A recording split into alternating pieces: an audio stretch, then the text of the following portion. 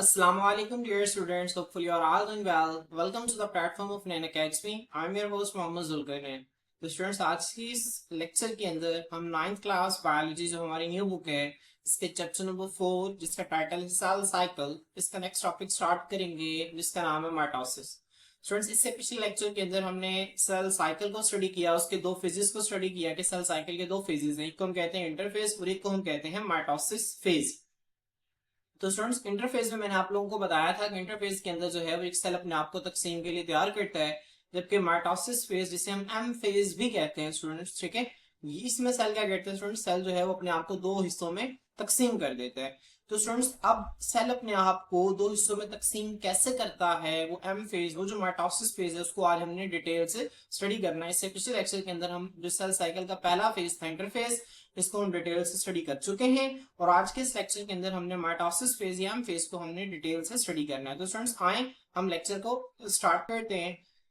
सबसे पहले स्टूडेंट्स देखें, यहाँ पे मैंने आप लोगों के लिए इंट्रोडक्टरी यहाँ पे एक स्लाइड बनी हुई है, एक इंट्रोडक्टरी स्लाइड है जिसमें आपके तमाम एस्पेक्ट्स जो है वो कवर होंगे। स्टूडेंट्स यहाँ पे देखेंगे सेल साइकिल है, सेल साइकिल के दो फेजेस हैं, ठीक है, देखिए इंटरफेज और माइटोसिस फेज। अब देखिए इंटरफेज के आगे से कितने फेजेस हैं, G1 फेज, S फेज और G2 फेज। अच्छा बस मुझे बताएंगे G1 फेज में क्या होता है। बच्चा मैंने आपको बताया कि चैप्टर बहुत इंपॉर्टेंट है, कॉन्सेप्ट्स के लिहाज से बहुत इंपॉर्टेंट है। आप जितना इसको अच्छा कॉन्सेप्ट्स के लिहाज से ग्रैब करेंगे उतना ही आपको ये चैप्टर अच्छा तैयार हो जाएगा।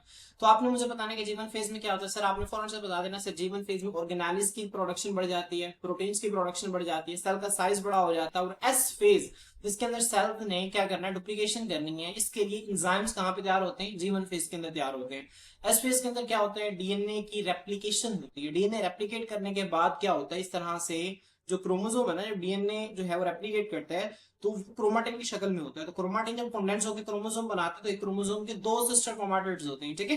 तो G2 फेज के अंदर क्या करता है, यहाँ पे सेल चेक करता है कि आया कि एस फेज में डीएनए की रेप्लिकेशन ठीक हुई है कि नहीं हुई, और G2 फेज के अंदर प्रोटीन्स बनती हैं, ठीक है, जो कि माइटोसिस के लिए जरूरी होती हैं, जिससे मैंने आपको बताया था ट्यूब्यूलिन प्रोटीन बनती है। अब स्टूडेंट्स इन सारी चीजें जो है ये हम इससे पिछले लेक्चर के अंदर जो है वो डिटेल से कवर कर चुके हैं। आज का जो स्टूडेंट्स हमारा लेक्चर होगा वो माइटोटिक फेज के ऊपर होगा। अब स्टूडेंट्स माइटोटिक फेज में क्या है, एक सेल ने अपने आप को तकसीम करना है। स्टूडेंट्स आपको पता है कि ये एक सेल है, अब सेल के अंदर एक न्यूक्लियस होता है। अब जब इस सेल से दो नए सेल्स बनेंगे, फर्स्ट करें कि ये सेल है और एक ये सेल है, तो इसका अपना न्यूक्लियस होगा और इसका अपना न्यूक्लियस होगा। तो स्टूडेंट जब इस सेल ने तकसीम होना है, इसका मतलब है इसके साइटोप्लाज्म, ये जो साइटोप्लाज्म जो सेल मेम्ब्रेन से लेकर न्यूक्लियर मेम्ब्रेन तक ये जो दरमियानी फासला है इसको हम साइटोप्लाज्म कहते हैं, और ये दरमियान में क्या है, न्यूक्लियस है। तो साइटोप्लाज्म भी सेल का तकसीम होगा और न्यूक्लियस भी तकसीम होगा। जब इसका साइटोप्लाज्म तकसीम होगा और न्यूक्लियस तकसीम होगा तो ही तो जाके दो नए सेल्स बनेंगे ना, समझ आ रही है मेरी बात। तो स्टूडेंट्स एम फेज के दो हिस्से हैं, एक को हम कहते हैं साइटोकाइनेसिस और एक को हम कहते हैं कैरियोकाइनेसिस। साइटो का मतलब होता है साइटोप्लाज्म, काइनेसिस कहते हैं डिवीजन को, तकसीम को। साइटोकाइनेसिस में स्टूडेंट्स क्या होता है, साइटोकाइनेसिस का मतलब है डिवीजन ऑफ साइटोप्लाज्म। स्टूडेंट्स क्या मतलब है इसका, division of cytoplasm is called cytokinesis. तो ये इंपॉर्टेंट है। कैरियो स्टूडेंट्स मैंने आपको बताया था ना, प्रोकैरियोट और यूकैरियोट में, ठीक है, प्रो मतलब बिफोर, कैरियो न्यूक्लियस को कहते हैं, ठीक है, अगर आपको याद हो, अगर आपको मेरा डिफरेंस जो है उसका लेक्चर लिया हुआ है, तो कैरियो न्यूक्लियस को कहते हैं। तो प्रोकैरियोट्स मतलब ऐसे जानदार जो न्यूक्लियस बनने से पहले के हैं, और यूकैरियोट ऐसे जानदार जो न्यूक्लियस बनने के बाद के हैं। तो कैरियो मतलब न्यूक्लियस, काइनेसिस का मतलब मैंने आपको बताया तकसीम। तो कैरियोकाइनेसिस का स्टूडेंट्स क्या मतलब हुआ, डिवीजन ऑफ न्यूक्लियस। क्या मतलब हुआ students, division of nucleus. Cytokinesis मतलब डिवीजन ऑफ साइटोप्लाज्म, कैरियोकाइनेसिस मतलब डिवीजन ऑफ न्यूक्लियस। साइटोकाइनेसिस में जो है वो साइटोप्लाज्म तकसीम करता है, कैरियोकाइनेसिस में न्यूक्लियस तकसीम करता है। तो स्टूडेंट जाहिर सी बात है, जब एक सेल ने डिवाइड होना है तो सबसे पहले इसके न्यूक्लियस डिवाइड होगा। जब ये जो न्यूक्लियस है ना, जो इसके सेंटर में पड़ा हुआ है, जब ये यहाँ से खत्म हो जाएगा और डिवाइड होकर दो नए न्यूक्लियाई बना देगा, तो फिर जाके स्टूडेंट्स उसके अंदर साइटोप्लाज्म है ना, वो इस तरह से दो हिस्सों में टूट जाएगा। एक साइटोप्लाज्म इस साइड पर आ जाएगा, इस न्यूक्लियस को लेकर अलग हो जाएगा, दूसरा साइटोप्लाज्म इस न्यूक्लियस को लेकर अलग हो जाएगा, तो जाके दो सेल्स बनेंगे, ठीक है। तो सबसे पहले जो है जो माइटोटिक फेज है, जिसे माइटोसिस फेज या एम फेज भी कहते हैं, इसमें न्यूक्लियस की तकसीम होती है, न्यूक्लियस की डिवीजन होती है जिसे हम कैरियोकाइनेसिस कहते हैं, और फिर जाके साइटोप्लाज्म की डिवीजन होती है जिसे हम साइटोकाइनेसिस कहते हैं। स्टूडेंट्स डिवीजन ऑफ न्यूक्लियस है ना, जो इसकी चार मरहले, कितने स्टेप्स में होती है न्यूक्लियस की डिवीजन, चार स्टेप्स में होती है, ठीक है। कितने स्टेप्स में होती है, चार स्टेप्स में। मेरे साथ आपने रिपीट करना है, प्रोफेज, शाबाश, प्रोफेज, मेटाफेज, एनाफेज, टीलोफेज, ठीक है। मेरे साथ दोबारा रिपीट करें, शाबाश, प्रोफेज, मेटाफेज, एनाफेज और टीलोफेज। प्यारे बच्चों, आप क्या करें, आप जो है इस फ्लो शीट डायग्राम को आप क्या करें, आप इसको कॉपी पर नोट डाउन कर लें, वीडियो को पॉज करें, कॉपी पे नोट डाउन कर लें, क्योंकि आप लोगों के लिए बहुत इंपॉर्टेंट है और आप लोगों को एंड तक ये काम आएगी। आप लोग फौरन से इसको जो है वो नोट डाउन कर लें। तो स्टूडेंट्स, मैं उम्मीद करता हूँ कि आप लोगों ने नोट डाउन कर ली होगी। अब आए स्टूडेंट्स, अब हम जो है वो आगे स्टार्ट करते हैं नेक्स्ट। अब स्टूडेंट्स, यहाँ पे हम देखेंगे कि माइटोसिस हमारे पास होती क्या है, व्हाट इज माइटोसिस। ठीक है, माइटोसिस में होता क्या आखिर। स्टूडेंट्स, माइटोसिस है ना, जो हम इसकी तारीफ इस तरह से करते हैं, mitosis is a type of cell division. Cell division मतलब स्टूडेंट्स सेल की तकसीम। क्या है, सेल की तकसीम। माइटोसिस जो है वो सेल की तकसीम की एक ऐसी किस्म है इन विच जिसमें अ सेल डिवाइड्स, एक सेल तकसीम करता है into two daughter cells. Daughter cells students मैंने आपको बताया था ना कि एक पेरेंट सेल जो है वो जब डिवाइड करता है तो उससे दो दो नए सेल्स बनते हैं ना, उन्हें हम डॉटर सेल्स कहते हैं। ठीक है, तो स्टूडेंट्स यहाँ पे होता क्या है, माइटोसिस सेल डिवीजन की एक ऐसी किस्म है जिसमें एक सेल जो है वो दो डॉटर सेल में तकसीम होता है, each with the same number of chromosomes. ठीक है, और हर डॉटर सेल के अंदर क्रोमोसोम्स की तादाद वही होती है एज वर जो कि थी प्रेजेंट मौजूद in the parent cell. Students, ये बहुत इंपॉर्टेंट है इसकी डेफिनेशन। देखिए यहाँ पर ये जो है मैं आपको डायग्राम से दिखा रहा हूँ। स्टूडेंट्स, ये देखें, ये एक सेल है। अब जब इसने इंटरफेस मुकम्मल किया, इंटरफेस में क्या हुआ, यहाँ पे आपको एस फेस बड़ा प्रोमिनेंट नजर आ रहा है कि अब पहले एक क्रोमोसोम था, अब इसकी दो सिस्टर क्रोमैटिड्स हो गई हैं। इसी तरह ये और इसकी भी दो सिस्टर क्रोमैटिड्स हो गई हैं।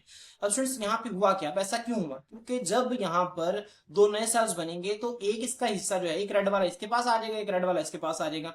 तो ब्लू वाले दो हैं वो किसके पास आ जाएगा, किसके पास आ जाएगा। मेरी बात समझ में आ रही है। तो स्टूडेंट्स, इस तरह से यहाँ पे जो है वो न्यूक्लियस की तकसीम होती है। यहाँ पे देखें, एक सेल है, अब इसने तकसीम, अब इसके पास कितने क्रोमोसोम्स हैं, एक और दो, दो क्रोमोसोम्स हैं। स्टूडेंट्स, इसने एस फेज में क्या, इंटरफेज में क्या किया, इंटरफेज के एस फेज में इसने अपने डीएनए को रेप्लिकेट करके क्रोमोसोम्स को सिस्टर क्रोमैटिड्स में कन्वर्ट कर दिया। अब देखें यहाँ पर, उसके बाद हम इनको आगे डिटेल से पढ़ेंगे। प्रोफेज से गुजरा, मेटाफेज से गुजरा, एनाफेज से गुजरा, टीलोफेज से गुजरा।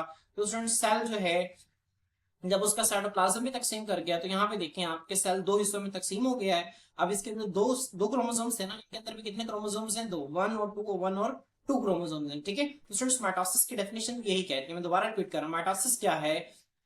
माइटोसिस सेल डिवीजन की एक ऐसी किस्म है जिसमें एक जो सेल है ना, ये वाला जो सेल है वो डिवाइड तकसीम करते हैं टू डॉटर सेल। तो देखेंगे जो नए बनने वाले सेल्स इनको हम डॉटर सेल्स कह रहे हैं। ठीक है, मैंने आपको बताया था ना इन डॉटर सेल्स क्यों कहते हैं। ठीक है, तो इन्हें डॉटर सेल्स जो हैं वो एक सेल जो है तकसीम होकर दो डॉटर सेल्स बनाते हैं, each with the same number of chromosomes. और हर डॉटर सेल के अंदर क्रोमोसोम्स की तादाद सेम होती है, वही होती है as were in the parent cell, जो कि पेरेंट सेल में मौजूद थे। स्टूडेंट्स, जो क्रोमोसोम्स की तादाद वाला फर्क है ना, ये बहुत इंपॉर्टेंट है, क्योंकि हम इससे आगे एक और सेल की तकसीम को पढ़ेंगे जिसे हम कहते हैं मियोसिस। क्या कहते हैं स्टूडेंट्स, मियोसिस कहते हैं। मियोसिस में क्या होता है, क्रोमोसोम्स की तादाद आधी हो जाती है। समझ आ रही है, मियोसिस में क्या होता है, क्रोमोसोम्स की तादाद सेम नहीं रहती। जो ये पेरेंट सेल है ना, जो पेरेंट सेल में क्रोमोसोम की तादाद थी उतनी नहीं रहती, बल्कि उससे हाफ हो जाती है। किसके अंदर स्टूडेंट्स, मियोसिस के अंदर। ठीक है, तो आप लोगों ने इसको अच्छी तरह से जहन में रखना है। स्टूडेंट्स, मैंने आप लोगों को इससे पिछले चैप्टर के अंदर एक फर्क बताया था कि जर्म लाइन सेल और सोमैटिक सेल में क्या फर्क होता है। हमारी बॉडी के अंदर दो तरह के सेल्स होते हैं स्टूडेंट्स। यहाँ पे आप लोगों के लिए जो फर्क है ये मैंने लिखा हुआ है, आप लोग यहाँ पे इसको देख सकते हैं। स्टूडेंट्स, यहाँ पे देखें, सोमैटिक सेल्स और जर्म लाइन सेल्स में क्या फर्क होता है। आप लोगों ने क्या करना है, आप लोग वीडियो को फौरन से पॉज करें और इसको भी अपने कॉपी पे नोट डाउन कर लें, बहुत इंपॉर्टेंट है। ठीक है स्टूडेंट्स, हम इसको देखते हैं। सोमैटिक सेल्स, सोमैटिक जो है ये सोमैटिक सेल्स कहते हैं जो जनरल बॉडी सेल्स है, हमारी बॉडी के जितने भी सेल्स है ना उन सबको हम सोमैटिक सेल्स कहते हैं, सिवाय दो सेल्स के। सिवाय दो सेल्स के, वो कौन कौन से दो सेल्स है स्टूडेंट्स, एक है स्पर्म और दूसरा है एग। एक स्पर्म और दूसरा एग। और मैंने आपको बताया था इन दोनों को मिलाकर हम गैमेट्स भी कहते हैं। क्या कहते हैं स्टूडेंट्स, गैमेट्स भी कहते हैं। तो आपने इसको ज़हन रखना, सिर्फ ये दो सेल, एक स्पर्म और एक एग, सिर्फ ये दो सेल्स है ना जो, इनको हम जर्म लाइन सेल्स कहते हैं। जर्म लाइन सेल्स क्यों कहते हैं स्टूडेंट्स, क्योंकि ये जिस चीज से बनते हैं ना उस जर्मिनल एपिथेलियम कहते हैं। ठीक है, खैर ये बात की बात है, इंशाल्लाह जब हम 10th क्लास के अंदर रिप्रोडक्टिव सिस्टम्स पढ़ेंगे तो वहां पे हम इसको डिटेल से पढ़ेंगे। अभी आपके लेवल में आपने क्या याद रखना है, आपने याद रखना है कि स्पर्म और एग के अलावा हमारी बॉडी के जितने भी सेल्स हैं उन सबको हम क्या कहते हैं, सोमैटिक सेल्स कहते हैं। ठीक है, और स्पर्म और एग को हम जर्म लाइन सेल्स कहते हैं। तो स्टूडेंट देखिए यहाँ पे फाउंड इन बॉडी टिश्यूज, जो सोमैटिक सेल्स है हमारे बॉडी टिश्यूज में पाए जाते हैं जैसे स्किन और मसल्स। और ये जर्म लाइन सेल्स हैं found in reproductive organs. Reproductive organ से स्टूडेंट्स क्या मुराद है, जो कि ये ऐसे ऑर्गन्स हैं जो कि डिटरमिन करते हैं कि आया कि एक पर्सन जो है वो मेल है कि फीमेल है। अब जो टेस्टिस हैं स्टूडेंट्स, ये क्या है, ये मेल रिप्रोडक्टिव ऑर्गन्स हैं। ठीक है, जो कि मेल्स के अंदर मौजूद होते हैं और इनके अंदर क्या बनते हैं, स्पर्म्स की प्रोडक्शन होती है। और ये जो ओवरीज हैं स्टूडेंट्स, ये फीमेल रिप्रोडक्टिव ऑर्गन्स हैं, इनके अंदर एग की प्रोडक्शन होती है। ठीक है, तो इन्हें हम रिप्रोडक्टिव ऑर्गन्स कहते हैं और स्पर्म और एग इनके अंदर पाए जाते हैं। ठीक है, तो इसी वजह से स्पर्म और एग को मैंने आपको बताया जर्म लाइन सेल्स कहते हैं और ये रिप्रोडक्टिव ऑर्गन्स के अंदर पाए जाते हैं। स्टूडेंट्स, फंक्शन है इनका perform daily life function. Somatic cell ने जो उसका काम मिला हुआ ना, अगर लिवर का सेल है वो सोमैटिक सेल है, उसने वही काम करना है जो उसे असाइन हुआ है। मसल का सेल है, उसने वही काम करना है जो उसे असाइन किया बॉडी ने कि भाई आपने कॉन्ट्रेक्शन करवानी है। स्किन का सेल है तो उसने अपना काम करना है। तो ये क्या करते हैं, डेली बॉडी फंक्शंस को परफॉर्म करते हैं। जबकि स्टूडेंट जो जर्म लाइन सेल्स हैं क्या करते हैं, ये गैमेट्स को स्टूडेंट्स बनाते हैं। किसको बनाते हैं स्टूडेंट्स, गैमेट्स को बनाते हैं, ठीक है, स्पर्म और एग, ठीक है, इनको बनाते हैं। अब स्टूडेंट्स ये जो सोमैटिक सेल्स हैं ये क्या करते हैं स्टूडेंट्स, सेल डिवीजन, ये माइटोसिस के जरिए डिवाइड करते हैं। और स्टूडेंट्स जर्म लाइन सेल्स हैं ये मियोसिस के जरिए डिवाइड करते हैं। तो स्टूडेंट्स होपफुली आप लोगों को सोमैटिक सेल और जर्म लाइन सेल का फर्क पता चल गया होगा। सोमैटिक सेल्स हम जनरल बॉडी सेल्स को कहते हैं, जर्म लाइन सेल्स दो सेल्स हैं, एक स्पर्म और एक एग। जो सोमैटिक सेल्स हैं ये माइटोसिस के जरिए बनते हैं, जबकि जो जर्म लाइन सेल्स हैं ये मियोसिस के जरिए बनते हैं, ठीक है। स्टूडेंट्स इन्होंने क्या करना है, ये डेली लाइफ एक्टिविटीज परफॉर्म करते हैं और ये गैमेट्स बनाते हैं, मतलब सेक्स सेल्स बनाते हैं जिन्होंने आगे जाके एक नया जानदार बनाना है। तो स्टूडेंट्स होपफुली आप लोगों को इसका डिफरेंस जो है अच्छी तरह समझ में आ गया होगा। स्टूडेंट्स अब आप लोगों की बुक के अंदर ना एक छोटा सा ये बाइनरी फिशन के नाम से ना एक जो है वो टॉपिक दिया हुआ है, आप लोग इसको देख सकते हैं, ठीक है। बाइनरी फिशन के नाम से ना एक टॉपिक आपकी बुक के अंदर गिवन है, स्टूडेंट्स उसको देखते हैं।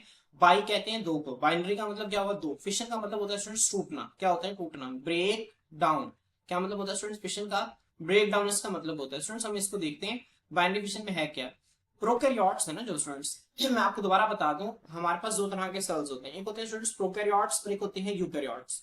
अब वो स्टूडेंट्स वो जो प्रोकैरियोटिक सेल्स हैं, ठीक है, जिनको हम प्रोकैरियोट्स कहते हैं, इनमें वाज़ेह न्यूक्लियस मौजूद नहीं होता। अब सुन, जिनमें वाज़ेह न्यूक्लियस मौजूद नहीं होता उनमें न्यूक्लियस तकसीम कैसे होगा, उनमें कैरियोकाइनेसिस कैसे होगी, समझ आ रही है स्टूडेंट्स। तो स्टूडेंट्स वो जो प्रोकैरियोटिक सेल्स है ना उनके अंदर सेल साइकिल नहीं होती। हमने सेल साइकिल के शुरू में डेफिनेशन में भी पढ़ा था कि सेल साइकिल जो है ये सिर्फ और सिर्फ यूकैरियोटिक सेल के अंदर होती है, प्रोकैरियोटिक सेल के अंदर नहीं होते।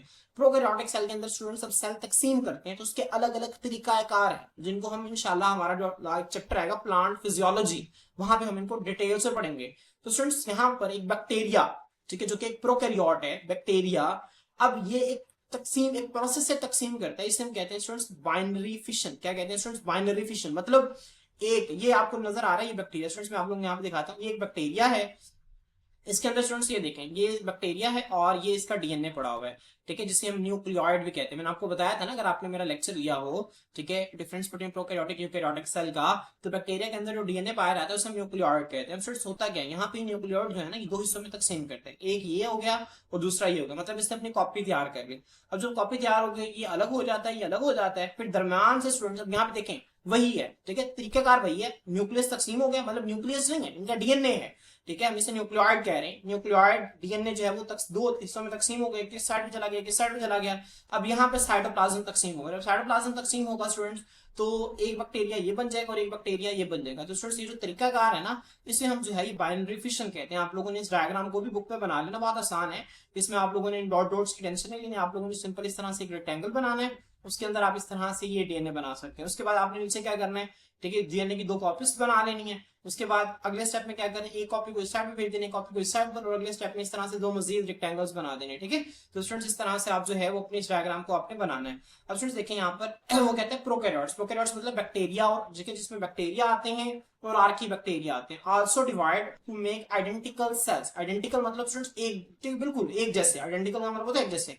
अब बाइनरी फिशन के नतीजा में जो सेल्स बनते हैं ना वो हु बहु पेरेंट सेल जैसे होते हैं, वो हु बहु किस जैसे होते हैं, पेरेंट सेल जैसे होते हैं। तो प्रोकैरियोट्स जो है वो तकसीम करके आइडेंटिकल सेल्स बनाते हैं, but the events of their division, लेकिन जो उनकी तकसीम के जो इवेंट्स है ना, ठीक है, वो आर डिफरेंट फ्रॉम माइटोसिस। देखें ये माइटोसिस की तरह नहीं है, यहाँ पे जो स्टेप्स है ना जो उनकी तकसीम के दौरान हो रहे हैं माइटोसिस की तरह नहीं है, माइटोसिस से डिफरेंट है, ठीक है। यहाँ पे माइटोसिस तो बल्कि कहीं पर हो भी नहीं रही। हाँ, यहाँ पे हमें ये पता चल रहा है कि इसका न्यूक्लियोइड तकसीम करके दो हिस्सों में, ठीक है, दो न्यूक्लियोइड बना दिए, उसके बाद साइटोप्लाज्म तकसीम हो रहा है, हमें ये पता चल रहा है, लेकिन इसकी जो तरीकाकार है वो माइटोसिस जैसा नहीं है, इसलिए वो लिखते हैं but the events of their division. इसी वजह से जो उनके तकसीम की जो इवेंट्स हैं वो मुख्तलिफ होते हैं किससे स्टूडेंट्स, माइटोसिस से। That is why we called it binary fission, इसी वजह से हम इसे बाइनरी फिशन कहते हैं। बाइनरी फिशन में स्टूडेंट्स यहाँ पे इसकी डिटेल जो है वो नहीं लिखी हुई, लेकिन मैंने आपको डिटेल सा डायग्राम में बता दिया, आपको इसको बुक पे ड्रॉ के रजिस्टर पे ड्रॉ कर लेना आपने, ठीक है। और जब आपको पेपर में शॉर्ट क्वेश्चन मुझे बताएं बाइनरी फिशन क्या होता है तो आप लोगों ने इसको ड्रॉ भी करना है और इंशाल्लाह आपको बहुत अच्छे मार्क्स मिलेंगे। तो स्टूडेंट्स होपफुली आप लोगों को समझ में आ गया होगा बाइनरी फिशन जो है वो कैसा तरीकेकार है जो कि बैक्टीरिया के अंदर होता है, क्योंकि बैक्टीरिया के अंदर माइटोसिस नहीं होती, ठीक है, ना बैक्टीरिया के अंदर इंटरफेस होता है, आपने इसको भी ध्यान रखना, बैक्टीरिया के अंदर इंटरफेस भी नहीं होता। इंटरफेस और माइटोटिक फेज दोनों ही सेल साइकिल का हिस्सा है, सेल साइकिल यूकेरियोटिक सेल में होती है। ठीक है, तो उनके अंदर क्या होता है, बाइनरी फिशन होती है। एक बैक्टीरिया सिंपली क्या करता है, अपने डीएनए को ठीक है डिवाइड करके दो हिस्सों में तकसीम करता है, और दो हिस्सों में तकसीम करने के बाद एक ही सही साइड पे आ जाता है, एक ही सही साइड पे चला जाता है, दरम्यान में साइटोप्लाज्म तकसीम होकर दो नए सेल्स बना देता है। तो स्टूडेंट्स होपफुली आपको इसकी भी समझ आ गई होगी बाइनरी फिशन होता क्या है। अब स्टूडेंट्स जो है अब हम देखते हैं माइटोसिस को। स्टूडेंट्स माइटोसिस का आपकी बुक के अंदर लिखा हुआ है, नेक्स्ट जो आपकी बुक के अंदर जो हेडिंग बनी है, discovery and phases of mitosis. Mitosis की डिस्कवरी है, इसको डिस्कवर किसने किया था और इसके अंदर कौन कौन से फेजेस हैं जो इन्वॉल्व होते हैं। अब स्टूडेंट्स डिस्कवरी देखें, the German biologist Walter Flemming discovered the events of mitosis in 1880s। German के बायोलॉजिस्ट हैं जिनका नाम है वॉल्टर फ्लेमिंग। क्या नाम है स्टूडेंट्स? Walter Flemming. एक इंपॉर्टेंट एमसीक्यू है, आपने इसको ध्यान रखना। इंपॉर्टेंट एमसीक्यू है कि जर्मन बायोलॉजिस्ट वॉल्टर फ्लेमिंग ने क्या किया था, सबसे पहले माइटोसिस को 1880 में डिस्कवर किया था। आपने सन भी ध्यान रखना, बायोलॉजी के अंदर जो है ये सन इंपॉर्टेंट शॉर्ट क्वेश्चंस के लिए पूछे जाते हैं। अब स्टूडेंट्स माइटोसिस के दो फेजेस हैं, जैसे कि मैंने आपको बताया था, एक है कैरियोकाइनेसिस और एक है साइटोकाइनेसिस। अब मुझे बताने की जरूरत नहीं कैरियोकाइनेसिस क्या होता है, आपको पता है। Karyokinesis the division of nucleus, शाबाश। और cytokinesis the division of cytoplasm. ठीक है, तो स्टूडेंट्स यहाँ पे देखें, यहाँ पे हमारे पास कैरियोकाइनेसिस का जिक्र है। देखें स्टूडेंट्स कैरियोकाइनेसिस क्या है। कैरियोकाइनेसिस जो है ना students, karyokinesis means division of nucleus. Karyokinesis जो है वो न्यूक्लियस की तकसीम को कहते हैं, मैंने आप लोगों को पहले बता दिया। It is divided into 4 phases, और ये 4 फेजेस में डिवाइडेड है। कौन कौन से मैंने आपको पहले बता दिया, कौन कौन से, शाबाश बनाएं। प्रोफेज, मेटाफेज, एनाफेज और टीलोफेज। शाबाश, दोबारा रिपीट करें, प्रोफेज, मेटाफेज, एनाफेज और टीलोफेज। तो स्टूडेंट्स यहाँ पे आप लोगों को ये दोबारा से डायग्राम शो हो रही है, जो कि मैंने आप लोगों को शुरू में बता दी थी कि सेल साइकिल जो है इसके दो मरहले हैं, एक को इंटरफेज कहते हैं और एक को माइटोटिक फेज कहते हैं। इंटरफेज के G1 phase, S phase, T2 phase 3 मरहले हैं। माइटोटिक फेज के 2 मरहले हैं, एक को हम साइटोकाइनेसिस कहते हैं और एक को हम कैरियोकाइनेसिस कहते हैं। कैरियोकाइनेसिस के आगे कितने फेजेस हैं? 4 फेजेस हैं। तो स्टूडेंट्स यहाँ पे जैसे आपको नजर भी आ रहा है, प्रोफेज, मेटाफेज, एनाफेज और टीलोफेज। तो मैं उम्मीद करता हूँ कि आप लोगों को यहाँ तक बहुत बेहतरीन किस्म की जो है वो समझ आ गई होगी। क्लियर? तो स्टूडेंट्स आए अब हम नेक्स्ट स्लाइड को देखते हैं कि नेक्स्ट स्लाइड में वो क्या कहते हैं। स्टूडेंट्स यहाँ पे देखें, यहाँ पे ना एक इंपॉर्टेंट चीज है, ठीक है। हम लेक्चर को आगे ठीक है, आगे जाने से पहले लेक्चर में हम इसको एक मतलब लाजमी देख लेते हैं। स्टूडेंट्स यहाँ पे कुछ टर्म्स हैं जो कि आप लोगों को पता होनी चाहिए। स्टूडेंट्स हमारे पास इस तरह से ये ये क्रोमोसोम है, ठीक है। अब ये क्रोमोसोम, अब हमें पता है स्टूडेंट्स, ये जो क्रोमोसोम है ना, इन दोनों को हम कह देते हैं एक दूसरे के क्या है स्टूडेंट्स, ये हैं सिस्टर क्रोमाटिड्स। क्या है स्टूडेंट्स? Sister chromatids. तो इनका आप लोगों को पता है कि इन्हें सिस्टर क्रोमाटिड्स कहते हैं। इसके बाद स्टूडेंट्स वो पॉइंट जहां पे दो सिस्टर क्रोमाटिड्स एक दूसरे के साथ अटैच होती हैं, इससे फर्स्ट मेरी ये फिंगर है और एक ये पेन है, ठीक है। तो वो पॉइंट जहां पे एक दूसरे के साथ अटैच है स्टूडेंट्स, इसको हम कहते हैं सेंट्रोमेयर। ये मैंने आप लोगों को पहले बताया। जिस तरह से यहाँ पे है ना, एक क्रोमोसोम ये है और एक क्रोमोसोम ये। अब जिस पॉइंट पर एक दूसरे के साथ अटैच है ना स्टूडेंट्स, इससे क्या कहते हैं? सेंट्रोमेयर। क्या कहते हैं स्टूडेंट्स? इसे सेंट्रोमेयर कहते हैं। क्लियर? स्टूडेंट्स इस सेंट्रोमेयर के बाहर ना एक प्रोटीन होती है। क्या होती है स्टूडेंट्स? एक प्रोटीन होती है इस तरह से, मैं यहाँ पे ड्रॉ कर रहा हूँ। ये जो आपको ठीक है, ये आपको पर्पल कलर की एक प्रोटीन नजर आ रही है स्टूडेंट्स। इस सेंट्रोमेयर के बाहर एक प्रोटीन मौजूद होती है। इस प्रोटीन को हम कहते हैं काइनेटोकोर। क्या कहते हैं स्टूडेंट्स? काइनेटोकोर। मेरे साथ रिपीट करें, काइनेटोकोर। इसको 2 से 3 मिनट में पढ़े, आपको समझ आ जाएगी। काइनेटोकोर, काइनेटोकोर, काइनेटोकोर, आपको याद हो गया ना, ठीक है। क्या होता है काइनेटोकोर? सेंट्रोमेयर के बाहर एक प्रोटीन होती है जिसे हम क्या कहते हैं स्टूडेंट्स? काइनेटोकोर कहते हैं, ठीक है। तो मैं इसको दोबारा बता रहा हूँ, यहाँ पे ये 2 सिस्टर क्रोमाटिड्स हैं स्टूडेंट्स। ये 2 क्या हैं? ये दोनों सिस्टर क्रोमाटिड्स हैं, ठीक है। जिस पॉइंट पर अटैच है उसे हम सेंट्रोमेयर कहते हैं, और सेंट्रोमेयर के बाहर एक प्रोटीन होती है, इसे हम काइनेटोकोर कहते हैं। स्टूडेंट्स हमने पढ़ा था ना, मैंने आपको बताया था स्पिंडल फाइबर्स। याद है जब हमने इससे पिछले चैप्टर के अंदर हमने सेंट्रियोल्स पढ़ा था, तो वहां पे हमने एक लफ्ज पढ़ा था स्पिंडल फाइबर्स, याद है। तो स्पिंडल फाइबर्स स्टूडेंट्स, यहाँ पे जो स्पिंडल फाइबर्स है ये धागे नुमा स्ट्रक्चर्स होते हैं। स्पिंडल हम कहते हैं इस तरह की शेप होती है, ठीक है, इसे हम स्पिंडल कहते हैं, ठीक है। तो स्टूडेंट्स स्पिंडल हमने उसमें पढ़ा था, स्मूथ मसल्स के अंदर उनके सेल्स की भी स्पिंडल शेप होती है। तो जब हम मैं आपको अगले लेक्चर के अंदर बताऊंगा कि इसे स्पिंडल फाइबर्स क्यों कहते हैं इन्हें, तो खास किस्म के ना धागे नुमा स्ट्रक्चर्स होते हैं, वो काइनेटोकोर प्रोटीन के साथ आकर अटैच होते हैं, ठीक है। तो स्टूडेंट्स इसी वजह से हम इन्हें क्या कहते हैं, ठीक है। अब वो जो स्पिंडल फाइबर्स जो काइनेटोकोर प्रोटीन के साथ अटैच होते हैं ना, फिर उन स्पिंडल फाइबर्स को हम एक और नाम भी देते हैं जिन्हें हम काइनेटोकोर फाइबर्स कहते हैं। क्यों काइनेटोकोर फाइबर्स कहते हैं? क्योंकि ऐसे स्पिंडल फाइबर्स हैं जो कि काइनेटोकोर प्रोटीन के साथ जुड़े हुए हैं। समझ आ रही स्टूडेंट्स? तो आपने यहाँ तक इन 3 पॉइंट्स को ध्यान रखना। मैंने अभी आप लोगों को क्या बताया, एक क्रोमोसोम के 2 बाजू होते हैं जिन्हें हम क्या कहते हैं? सिस्टर क्रोमाटिड्स कहते हैं। वो 2 बाजू जिस पॉइंट पर, जिस सेंट्रल पॉइंट पर अटैच होते हैं, इसे हम क्या कहते हैं? शाबाश, सेंट्रोमेयर कहते हैं, ठीक है। सेंट्रोमेयर के बाहर एक प्रोटीन होती है उस प्रोटीन को स्टूडेंट्स क्या कहते हैं, काइनेटोकोर कहते हैं। तो स्टूडेंट्स मैं उम्मीद करता हूँ कि आप लोगों को इसकी बहुत अच्छी समझ यहाँ तक आ गई होगी। नेक्स्ट स्टूडेंट्स हमारे पास जो है वो प्रोफेज है। स्टूडेंट्स प्रोफेज को इंशाल्लाह जो है हम इसको नेक्स्ट लेक्चर में स्टार्ट करेंगे। प्रोफेज क्या होता है आप लोगों ने जहन में रखना, आप लोगों ने कंप्लीट लेक्चर लेना है, क्योंकि ये चैप्टर बहुत ही मुश्किल लगता है बच्चों को, लेकिन ये मुश्किल जरा भी नहीं है। ये चैप्टर जो है ये बहुत आसान चैप्टर है। अगर आप लोग इसको डिटेल से समझ के हमारे साथ पढ़ेंगे तो बहुत आसान है। और आप लोग जो है मैं आप लोगों को श्योर कर रहा हूँ कि आप लोगों के चैप्टर आप लोगों के फिंगर टिप पे हो जाएगा अगर आप लोग सारे लेक्चर्स जो है बाकायदगी से लेंगे। तो स्टूडेंट्स इंशाल्लाह जो है नेक्स्ट लेक्चर के अंदर हम प्रोफेज के साथ आपकी खिदमत में हाजिर होते हैं। अल्लाह हाफिज।